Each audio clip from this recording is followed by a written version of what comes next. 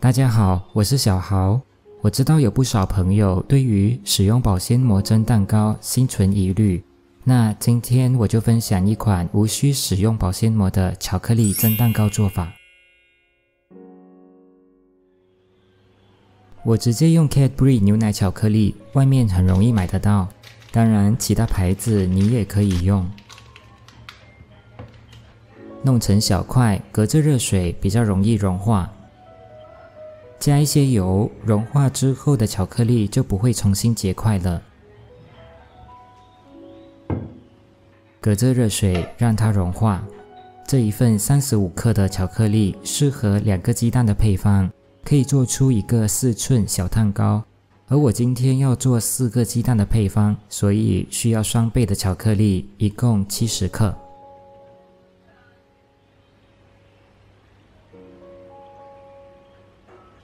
我额外添加可可粉，这样巧克力的味道会更加浓郁，颜色也更好看。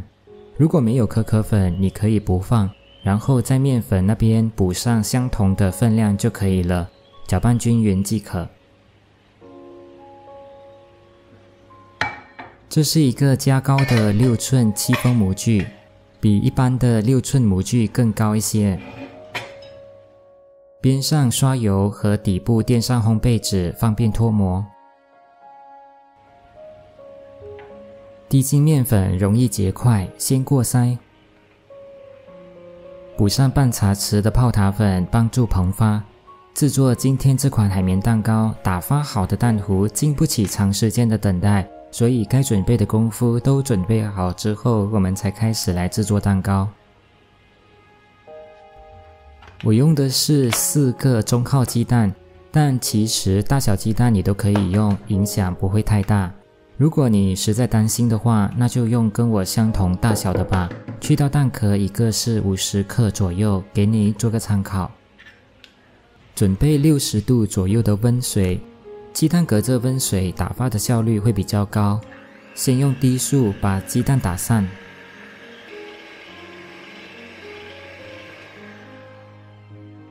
加入糖，然后用中高速打发，我用4档，40度左右最适合全蛋打发，空气很容易被打进蛋糊，体积会快速膨胀。期间你可以用手指感受一下，温温的就好，如果觉得烫手，必须马上移开。不过你也别太担心，外面的水温才60度左右，搅打期间它还会不断的降温，蛋液不太可能会被烫熟。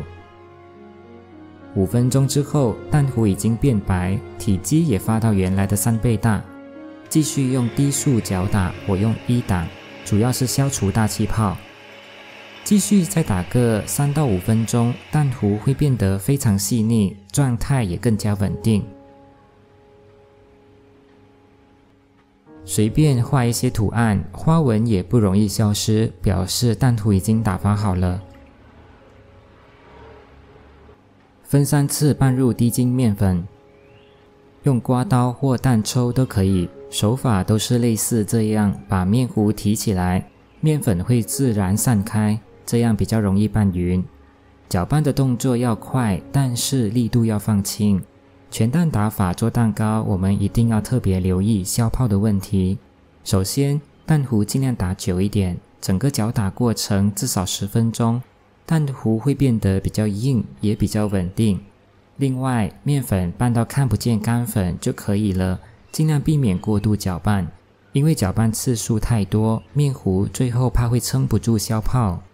拌入全部的面粉之后呢，如果你的面糊还是维持这样蓬松的状态，恭喜你，你的蛋糕距离成功不远了。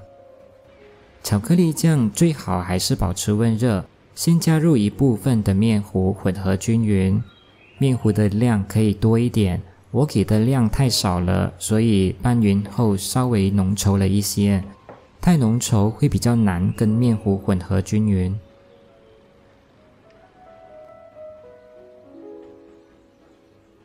你看，我搅拌了很多次，面糊也没有混合得太均匀。不过颜色不太均匀也没有关系，成品看不太出来颜色不均匀的部分。由于刚刚搅拌太多次，面糊有些消泡了，许多气泡再这样震一下都被震破。即使面糊稍微消泡了，蛋糕的成品也不会让你太丢脸哦。很重要，锅里的水必须事先煮滚。盖上锅盖或铝箔纸，防止水滴滴到蛋糕的表面。大火蒸35分钟，蒸熟后先焖3到5分钟才开盖。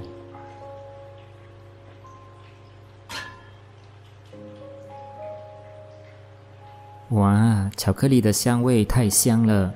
或许你心里会纳闷，蛋糕表面怎么变成月球表面了？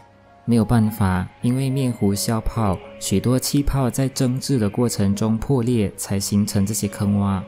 月球表面的确不太好看，但是蛋糕的香气和内部结构不会让你失望的。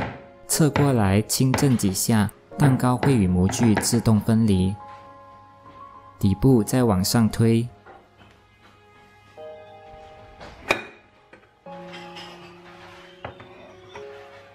蛋糕就脱模成功啦。这边不等蛋糕放凉后才脱模，是为了避免蛋糕内部的热气散不出去，蛋糕的底部会被蒸汽泡湿。来切开看看内部结构如何。